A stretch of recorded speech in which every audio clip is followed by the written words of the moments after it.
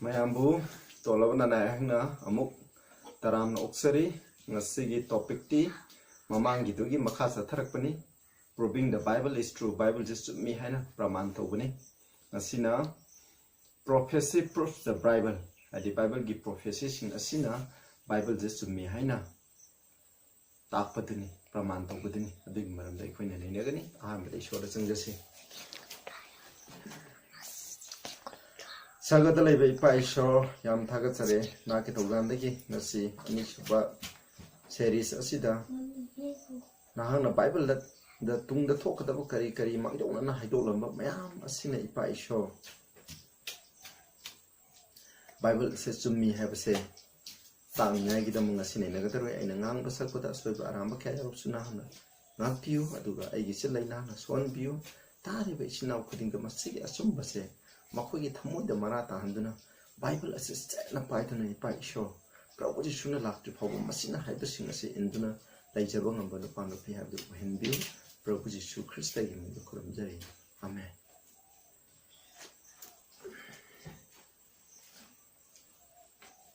Queen among the Karana Necre, Dunangasina Makasa Terrace, Queen and Ann Haikre, Queen Ijia the Gisu, Queen Ishona. Kangdaba leite ishorama gun akoina ai adu da yam detail chalawai hawbadagi na loi phawbje ishona kangdaba karisu leite haibase masing maram da akoina nare ngasi su akoina Bible da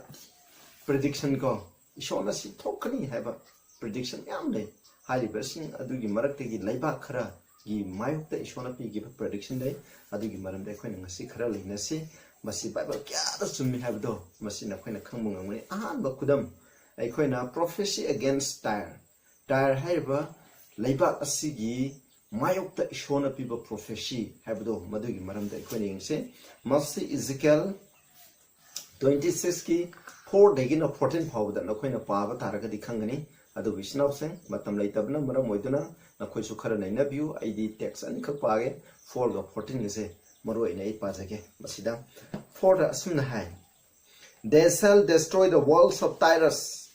Tyre gi wall singse makoina mang ta hangani and break down her towers magi towers singa se thugai gani I will also scrap her dust from her mangonde gi upun sing ado laimai sing edo aina khotok khigani and make her like the top of a rock nungchao magi mathakta leiba nungchao magi mathak kono masi ohimgani ham haidi magi le how leiba sing to aina khotokani rock amagi mathakta leiba to adugno oigani Verse 14 I will make thee like the top of a rock. Nung chao, rock, Jing Zhao, Nung Zhao, Jing the labor, Nung Zhao, to give Mataka labor door, to go and get him. Mataka, Jing Zhao, me Mataka, and also Kundami de Aduna. Thou shalt be a place to spread nets upon. Nahaka sekedover, lang, Pagdon Ngai Mapum, Sando, other Tamingai. Nga phabi lang sing ado sandu ga thamngai mafum ohengini hai sona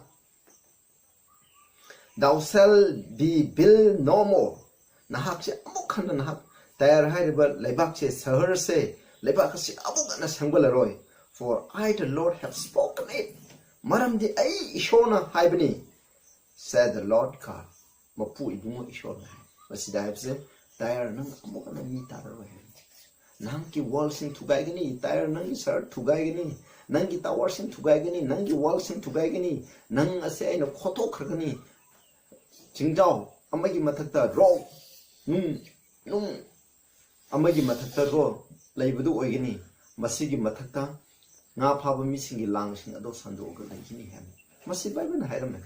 A those skeptic short hazard of a mikana, a sigma miam, see ying, Tijalagaco, by when have just under bra. Lan bra have do adu yin ngai the mission hai adu bunga sidi kya da mari chuma ba have je khoi ni yin se na koi na ju thijalo tijama matam dai khoi ni khangani sinaucha thaja da taragati masigi prophecy ase Ezekiel haibo maicho gina 590 da ko masi predict tokim 590 BC da ko asi yamang ngasi dagi sei lising ani chama satruki mamang adu da mana predict tokim mana hana si thokani na haikimni Aduga, equina kanga the Batai have set an ancient city a minute. Masi अखोइना Mediterranean sea Mediterranean अखोइना बुक मैदाम सागर का हाइदबजे Mediterranean समुद्र की असिगी मपान लेबा अदुगुम्बा सहर अमनि यामना ललोल इटिकी ओइबा सेंटर अमनि मसिको मसी सही लिसिंग अनि मक्की मागी हिस्ट्री ददी मसी पाजना को माजे साखतना को माजे यामना प्रॉस्परस ओइबा सहर अमा ओइरमी मार्क्से सिनाव सादुगा आइगी स्क्रीन द क्लिप द यंगबिवाइदी समना हाइगिनी लखोइना डिटेल अदो पाबिउ हाय मसीना मतम अदुगी को पृथ्वी की ललोल इटिकी सेंटर ओइरमी मसीना तार्सिस की गोल अदो तार्सिस की गोल अदुगा आराम की ममल मनी मुक्ता सिंह आर्मेनिया की सगोल सिंह फजब सगोल सिंह अदुगा दमाकस की समूह मया सिंह फजब समूह मया सिंह इजिप्ट की लिनेन की फी सिंह फजब लिनेन की फी सिंह अराबिया की याव सिंह अदुगा सेबा हाइरिबो मफम असिगी परफ्यूम हाइदि खोइना मनम नुंगसिबा परफ्यूम सिंह अदुगा जबाव असिगी मिनाइसिंग अदुगी योनबम ममिंग क्वाइदिगी सत्प योनफम अदो हाइरिबो मफम असिना ओइरमी मफम खुदिंगी लाइबा खुदिंगी जहासिंग असे मफम असिदा लाआगा एंकर तौरगा मफम अदुदा थारगा पोथारगा पोचै लथोला सेंतरगा सत्किबो मफम यामना साउखटपा मफम ओइरमी मसी एशिया की ओइना मतमदुगी को एशिया की ओइना न्यूयॉर्क कुंबनी को ओजि न्यूयॉर्क पिथिपना साउखटपा अदुगुना एशिया की ओइबा न्यूयॉर्क अदुगुने अदु कनानासु मसीगी मसीजे असुमाइना साउखटना लेरिंगे मतम अदुदा को लालोलिति तौदना साउखटना लेरिंगे मतम दु इजिकेल हाइरिबा नुपासना मसीगी प्रोफेसी असे पीखिबनी अदु मतमदा अदुगा सुमाइ तोय अदुबु हाइरिबा प्रोफेसी जे पीरबा मतुंग सही 12 की हेंको अदुगी मतुंग कुइदना खोइना नेबुकानेजर हैबा बाबिलोन की निथौजे मसीना सही 12 चंगना 588 BC दगिना 573 BC फाउजे मसीदा सही 12 चंगनको मसी लोक्सनबा होनकी असुमाइ तौदना महान लोक्सनकी अदुबु महान पुरा मांग ताकपा हैबदुदी महान ओइरमदेको अदुबु सुम लेरमे अदुगी मतुंग दगिदि अमु 332 BC दा अलेक्जेंडर ना मसीगी सहरजे लोक्सन याले अदुबु माजु मतम खरा दिसंके माजु आइलैंड को थिंग थक चाउना गुंबा लैबा नंबर मोदनको अदुना माना लोक्सलब मतुंग द कैदोइ बाइबेना हाइरबा दुमकी मतुंग मागी वॉल सिंगे ठुगागी मागी साबदा सिनाइबो उ बिन सिंग अचो सिंगे टिम्बर सिंग मुजे लोइनको समुद्र मनुंग मेडिटेरेनियन समुद्र मनुंग लोइना ठुगाइरगा लैर असुमाइ तौदना मसी पुरा मांग ताकना मसी फावको मसी मी खुंदादुना लै मसीदा ट्रेवल्स वॉल्यूम हाइबा वॉल्यूम 2 की हाइबा लाइरे असिगे पेज 201 दा सुनाइको इन फैक्ट तसेंगम बोलनी द फ्रेंच स्केप्टिक बोलनी हाइबा फ्रेंच की इसो थादब स्केप्टिक असिनको tales of visiting this spot हाइबा मफम जे मखोइना चलबा मतुंग हाइबा इसो थादब मिसिंगना एथिस्टिक स्केप्टिक कांबुसिंग असिना को मखोइ बाइबल इरंबा लमसिंग असे मखोइना चलगा मसी थुंगदब्रा हाइदु मदु लेरमददि मखोइना थुंगदेना क्रिटिक तौदुगी को क्रिटिसाइज तौदुगी याम कन होनबनि सिनाउसा मदुदा माना सुन हा सिदा चलबा मतुंग observing fisherman drawing their nets on the rock हाइबा मखोइगी नुंजाउ मथक तुंदा ना फाबा मिसिंग को मखोइगी लांग संदो अदुना लेरमबदो माना उही है just as a prophet said they would have go prophet Ezekiel maichona hapnambado aduga manana leidam he masidi makoina protol bible dispute tong ya honabni adugo makoina uraba matamda makoi isho leite haiba ngamde sinausa masini aduga ikoina hudichu yenga sai khudingi kon khudingi tair haibase masina adum Mangduna Lagose, Adum Nixingduna Lake, that tire has remained in utter ruin. It has Gaduna, was in the cooking Ataraja Bible Haki begin Matung Nakadoba, Adum Mangduna Lay. It has disproved the emphatic declaration of skeptic. Adun skeptics in have a sigi, tire prophecy as him, Masi, talks to him among ko, Togo Matung Taicha, and Kili Matung the evening habdo, Masi La Lay, have seen Masina, the echo. अदुना असिगुंबसिंगे अखोनि यंगसे event दे तो मतुंग दे event हाइबो मसिदे क्या सुमबा मसे अमा फावबको बाइबल हाइबदो सब साना थुए आलु कनु Koyna photo sing asida su yengbiu hoje hoje na khoina salaga yenge chu shop thaja da missing aina challenge tawi ko hoje hoje mo chu masi bai ba na habje thok para thok tabra haise amu akhoina mathanga amu khoina leba amu lokase masi sidon hariba aduga bible da jidon haina khangai hariba asigi maramda amu yengase masina amu Ezekiel 20 aki 20 21 khoi 20 to 23 da parake 20 masida 20 aki so 20 aki 1 to the masigi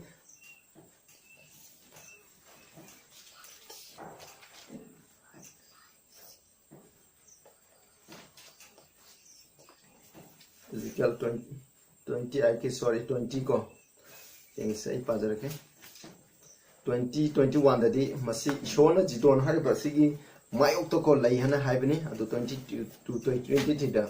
thus said the Lord God, behold, I am against the old Zidon, and I will be glorified in the midst of thee. Ay nangi Zidon nangi marakta ay lay ay ko nakoi marakta ay se thaw shor ay je wang thangani shor thaza da bani ko and they shall know that I am the Lord ay na mapui bungo ne have the makoi ne khangani when I shall have executed my judgment in her ay na makoi da pi gidaba dandi do pangtholoba matungda and shall be sanctified in her maduda mabu I thabak che aina summi sengi habje ulagani ha sida 23 for I will sell into her pestilence laina tina tharkan and blood into her street maki searching the ko e nai ta hangani the wounded shall be judged in the midst of her by the sword upon her on every side kai khuding da asok pamli sing do mai kai khuding da kai wa thangna kakani habne they shall know that I am the Lord I ne shoni habni asmai to dana sai ki jidon hari bum phomje masiju mang thakani ha aduna jidon hariba sahar se sinausa koina I 1800 BC gi matam da ko masi lingkhat ki ben masi adubu masi mu artek judges okasaiba Persia gi ningthawasina 351 BC da masi loksalle adubu hariba matam aduda maje kinthabagi matam aduda adum lairami ko adubu hariba matam asida maje yamna sakhatpa sakti leibuko aduna masik adugi matungda ko maje khaji kano tobu taraju Jesu Christ gi matam mukta mase yamna sidon hainai bu phamje masi yamna ko sakhatpa ama oirami haiko adu oirami aduga adugi matungda mising masidi lali haina ko hainingai ne mi ko maran masi thungabani na aduma hainarami adubu hawjiti amuk masi kamaina thungbra haibdo ko ni yengse Hoji yengsi Encyclopedia Britannica Volume 2 the page 544 the 14th edition so no high now a desolate site on the sea coast 12 miles north of Gaza deki 12 miles chalaga yamna ko mi ta da mafam da hai ko protruding from this sand hai de lengwe asidagi sandok khidona Gaza gi lengwe lamasadi sandok khidona swept terrain hai ko nungpak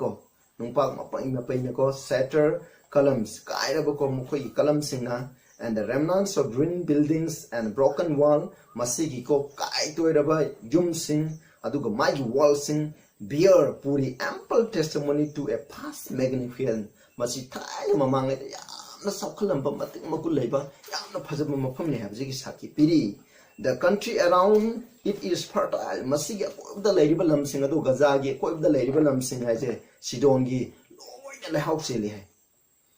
now Shelly vines, olives, and variety of fruit trees flourish. Hai mpham sinda koina angur pambi sing, olive sing, makha kya gi uhai sing je ma ya koi bida. Loina phajan chale adu hai de mpham asidi ko mi ta dana building te kai dana lei haina ko machine hai machine hai je badun hairam ba adu gi prediction adu sin option thungna bani. Koin masi mpham je koin netagi thira su jai chumbra lambra no koin yengbiu ko mathang da mu koin yengse Askelon masina Japhania 2:4 Zechariah 9:5 ta amu yengche Japhania 2:4 ai pazara ke 2:4 for Gaza shall be broken sorry masai giduna jidon gini ko silai for Gaza shall be Gaza shall be forsaken and Askelon a desolation aduna Askelon have je pang tatuna laigani Gaza have je thadurakani hamni ko adana they shall drive out Asshod at the noonday gi matam de Asshod chet tan thokani Ekron shall be rooted up Ekron haribasisu root tawragani ko rooted up ko maru putana mangal kani hai sidida amuk somda amuk yengse se koina Zechariah 9:5 ta Askelon shall see it and fear. Gaza also shall see it and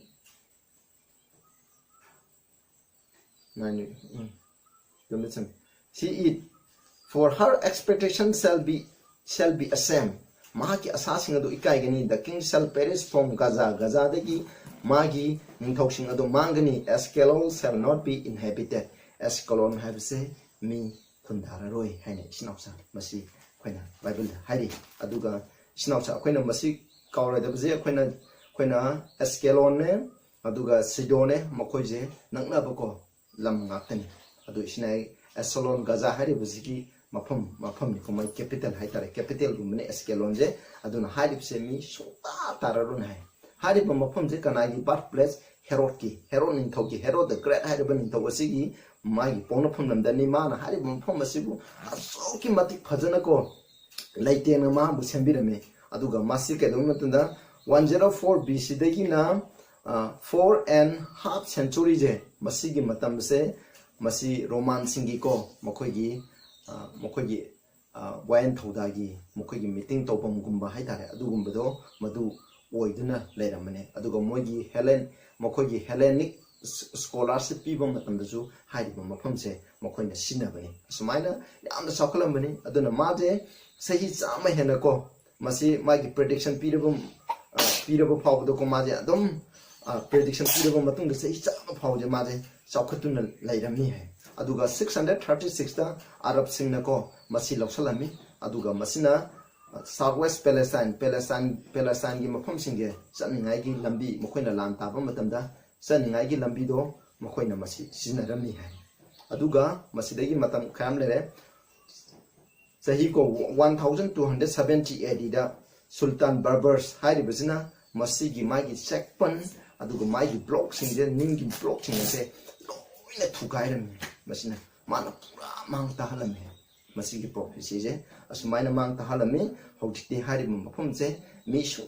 ta da mafam oina ko sinau cha ri khanda dun leiri masi bible na hairam bani masi chumbra chumdabra habse masigi hujik lai ba mafam mang ta kun lai ba mafam je masina saki pi habse masin lingu mathang masina ahum suba lere mathang damu Egypt ki maram da ikhoni yengse Egypt ki maram da piba prophecy je yame bible da Isaiah 19 lere Ezekiel 29 amasung 30 dasu masigi maram pi adubu aina haire bisingse loina pararo ge snausa aina Ezekiel 29 da oina pazake 29 ge 15 30 ge 12 13 do adu pase masigi maram da khatang ko pi bije ishona di Ezekiel kona Egypt habse tumna mangana aina haide adubu masida prediction karabe magi glory mana hanna lairam pibum do hantagane habi maram da di haire 29 ge 15 da ai pazarake da Ezekiel maram dani it shall be the basis of the kingdom aduna wadi phattaba wadi hantaba lebak sing adugi manung da ko masi ko phantaba du oigini neither shall it exalt itself anymore above the nation piti da leriba cha sing asigi mathakta hana Egypt have just chakot pada kam thengamba wadi chakopal piti ko chakopam phom oiramani adu bible na habani mase karamba adugumna oiroi habani sida I will diminish them and machi hankalagani that they shall no more rule over the nation masina pithibi gi lebak sing asida man sasan tawra roi hai sida amu yang se 30 gi 12 ka 13 gada ay mu pazarake 12 ta I will make the rivers dry masigi turian se kangangani sell the land into the hand of wicked pattaba missing the hide lam say on thokani and I will make the land west masikana the bu hangani my lamjeko all that is therein maduda lady bamakai by the hand of the stranger maduda atopa misina kundaba dugi atopa stranger singi lamdamba singi makutta kombasi adumaina mangangani I the Lord have spoken it mapui bunga ina masi haibani hai masida aduga 13 dam gengse thus said the Lord God I will also destroy the idols I will cause their images to cease out of no bhai aina masigi lai mutri sing ase loina mangan gani hai mafam amakatan ko particular place amagi hai se I will cause their images to cease out of no hariba mafam asidagi magi mukti sing aso la hilaro he mase no harib se masigi aina text ama pige aina masi pibani adu mai makhai text pabiu atope NIV atope version singda masi kai hage matan no 5% Memphis ana khane Memphis tagi lai mukti singe loina mangan khargani hani there shall be no more appearance of the land of Egypt Egypt kiko ningthau amata leiro he mafam sida I will put a fear in the land of Egypt ko aina akiba aigi akiba do Egypt leba asida thamgani ha ni sinausa ngasidi hariba Bible ki prophecy se kya ta chumma mamni Egypt haibse prithibigi yamna sakhutpa leba ne mamangi ki hoji yam sakhutpa oibe mana prithibida ko super power oibe atu Bible haibigi matung in the mark se hoji sakhutba yam thakhan thakraba adugum leba amo oidabani haibse ekhon yingsi masini Memphis haibse akoni example oina hoji piki dugu matuni yingba yai masi yamna Egypt ki ko ariba sahara mani hani base kari gida mamami chali lai mutti khurumba idolatry ko dugumba lapo adugi dam mahang chalamni hai ko aduna hoji ekhoni yengba matamda hariba Egypt di adubu Egypt ki mafam matagi lai mutti isona mahang gane haite hoji hoji mas mahiri Memphis siga thangana leiba sahar ate ate singko myam leiri hariba mafam matagi lai mutti je hoji chodam lehe adu hariba mafam je khakdang dani adu hariba mafam je masi mi sina ko leite haina Memphis haibse leite haina mina thazabani adubu yengse sidaida Amela B Edwards hanko Egyptologist ko Egypt ki mokhoi archaeologist hai tare mo adugi maram da thijanba mana hai ko in my book ko 1,000 miles up the Nile haiba page 97-98 mana asumna hai adu ai pasar ke yengse this is all the remains of Memphis machinery Memphis ki mang lemho riba singase all this eldest of cities, a few rubbish heaps, a dozen or so broken statues. Henko magi muti sing kaira but doesn't lay and a name magi mean. Where are the stelly ruins that even in the Middle Ages extended over a space estimated at half a day's journey in every direction. Hanko Egypt ki karamba sakhum phum da mana lei phum dagi half ki journey ki phum da ko sumaina mang tak pate sugum je kada di lei bage hamne one can hardly believe that a great city ever flourished on this spot han hai ba mapham asida ko mamang ida ko sahar ama ko saukat ba sahar ma phum asida lei me habs kana thajangani magi akoi bidana saukat pa leiraga ko masi mafam asida saukat pa ma leirami hujina mang thakuna lei habse kana thajagani haisida how or can hardly understood how it should have been effect so utterly masi sumaina phana sumaina pura tumna ko sumaina buthalam se kana thajabangam gani magi akoi da labor searching aduna asuki mati phajanga but let us suppose that all that was necessary to fulfillment was time punam asibu tunghan bagi marui badi keno marui ripse keno matam nani hai now turn your attention to Ezekiel henko ishor thaja da mana Ezekiel 30 ki 12 asida yengas salasi hai ena je pa ki do ai samjalage I will sell the land into the hand of evil man phatba mising makutta jon thokani ha do this certainly denotes unresisting surrender into the hand of enemy ko masina yanabagi makuta ko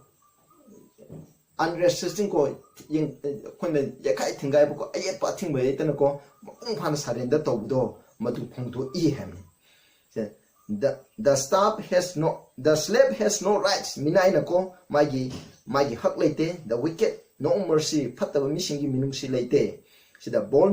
Bolni the French captive who travel all over this country haribum phomjir Bolni haribusina Bible jal ali hai ngai gidam haribum phomjir satpa matam dai calls Egypt the country of slavery and tyranny henko masi minai gilam amasung hinsai tambagi lam haina mana singthai moi ni Bible henko pabe nate adubu moi masamana asmaina hai sinausa Egypt se aduga mukside Malte burn another traveler atopa lam koi chapa mi amna should rights of the arbitrary sway of the ruffian master of Egypt ko aduna Egypt ki asuki mati fataba Raspian master sing na ko masi arbitrary shwe mo ko na ko fataba Egypt ki sing asina masi bu pura tum na ko bu ki baje adu I hai. The history of Egypt for the past 1,800 years is but an amazing commentary on the world. I will sell the land into the hand of the wicked. Aduna hari base Egypt ki ko pa history sahi lising masani pangi history se yam angak ba habidi shona masi fataba mi singi makuta yongani habdo madu thungabni habni sinaucha aduna masina hari bidi mafang khuding da ko hari base Egypt ki mafang khuding da khudong thiningai oibo ko terrible hand is everywhere shin ko hari mafam ji uwa matamda Memphis ta natana atai tam singa si sapam matamda ui adu Memphis hari mafam je aska kona archaeologist singna excavate to piba angka kuidriba mafam ni sinaucha masi de bible na habsa ya da chumba Egypt tum na mang kini haide magi glory do hantarakane hai masidi kwadi apik palaiba amoina kwadi michat laita palaiba amoina masidi Egypt habse laire koina mathang da mujeng si Babylon gi mathang maram da mujeng si Isaiah 13 ki 1920 da amu pass Isaiah 13 ki 1920 da ai pass rakhe Babylon the glory of kingdom Inko ning thole bak singi mating mangan oiriba Babylon the beauty of Chaldees singi phajaba excellency shall be as when God overthrow Sodom and Gomorrah shona Sodom Gomorrah mangdana leibagum no Chaldees singi excellency oiriba kwadi phajaningai oiriba ko kwadi phajabada helibache masi adugum no oigini hai it shall never be inhabited masimi kana su tarroi neither shall it be dwelt in from generation to generation mi juk amadagi na juk amada masi mi kana su tararoi hai neither shall the Arabian priest stand there maduda Arabian gi mokoi gi ten singa do lairaroi neither shall the shepherds make their fall there adu yaushan ba mi sina sum mokoi gi yakondo mafam asida lairaroi hai 22 da ju khoina sum paraga di khangani aduna Babylon je mi su tararoi masida dragon sina laigini haina ko atai prophecy gi yampiri masi ju ko Bible na haido kya da summa ba Prithvi ancient world ki ko super power ne madi ancient world ki atauba neba amane aikhoina masi Babylon je na khoina hoji history ne engbo matamda kana hanging garden of Babylon mai gi building sing mai gi laikon aduna singba gi made hanging garden ga the seven ancient hengo wonders of the world adugi manung chaliba adugu mane Babylon je adu Bible na haibi gi matung na masi de kya da summa ba masi Babylon je ya na German gi archaeologist ko Robert Koldiwi na ko anbo ina masi 90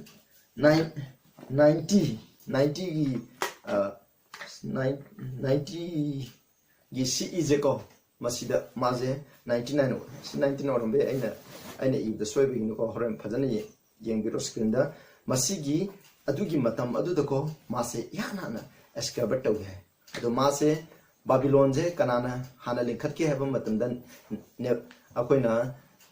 nawagi masunupa koina nimrod haiba nupa jini yana hana linkhat ne Genesis 11 da koina pangani masi mamin je Babylon haina khangnai ko masi Babel haiba adu degi lakone sahi lising ohum gi mamang da ko masi linkhat ki bani masi ko ikoina haidi bidi sahi ohum 300 adugi mamang da ko koina Krista pokada ba adugi mamang yamna leading matam da ko ada linkhat ki bani masi kon khanga da bana adu bu haide base kon excavate go matam da masida Babylon gi maram da na koina aina detail de haide bani sida num yengbi on marakani masida detail of Babylon je kon Daniel 7 da haide matu na ma se lion gun sangdam ne hai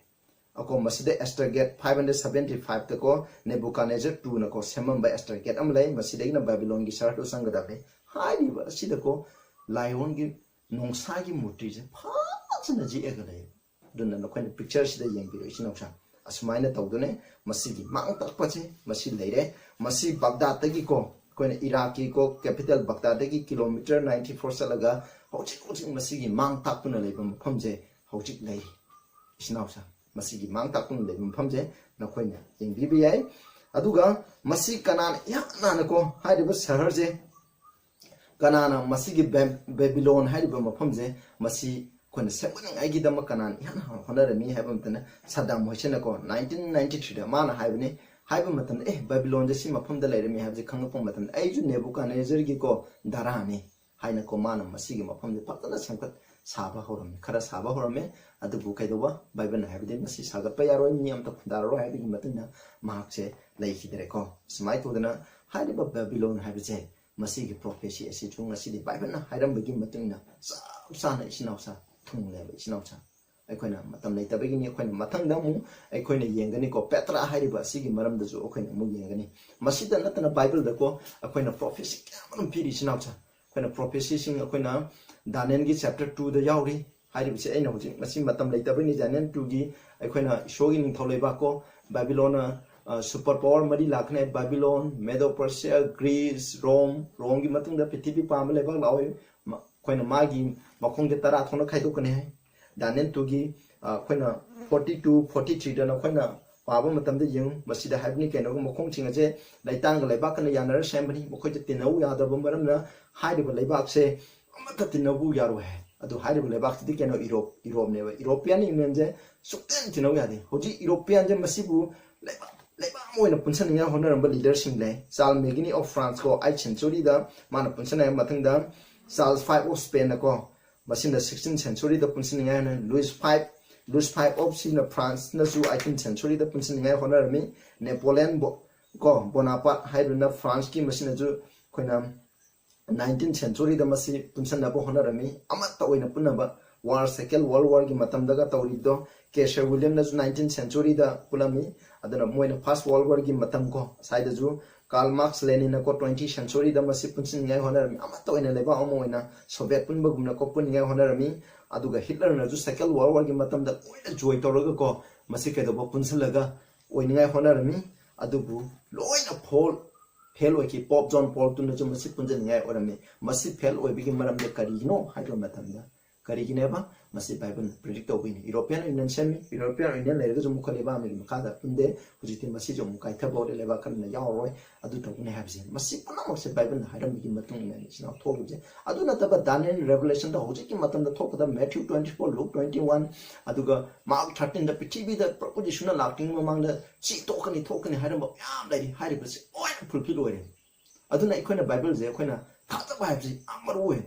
Bible 타자바 극단에 신나오자 이코이나 설거드 접근한 거담 이코이나 타자시 이코이나 마탕담 이코이나 파자나 내내가니 archaeology proves the Bible ko confirm the Bible just me have the archaeologist na archaeology na ko masi kamaina sumi mokoina lebak toru kana Bible na haram bising de phangdabra have do adugi maram da ikoina nenegani sinauchan na koina masi ki samon sina blessed over taragadi niam da na koina share to bio asum gi da koina Bible defend to ngai gi da masi akoina du leiram ne ai sama Christian oi se masi ki prophecy habse Prabhu Jesu Christ na popa siba adagi mana chawa puna mo che Bible da hana prophesy to duna le adagi amde pabum tinde ai Christian oi pune chume habigi dam adana ekoi chu asum de lauro ka ekoi mi am da share to ka temina se habse sini adana shora प्रार्थना to se sagada lebe pai so yam thaga sare ngasi gi nomeda se de koina professional Bible ji chume habse koina Bible de gi na khare pai so ta khro kudima ki matak da bol pin abu duga koina ngam da sakuda so ki balan ki ba ke arosna ngak pi pai so masi gi mapana mi no ki ana ki achum balam bi dalam sing ngam man vi proposition de kon de amen sare hamsa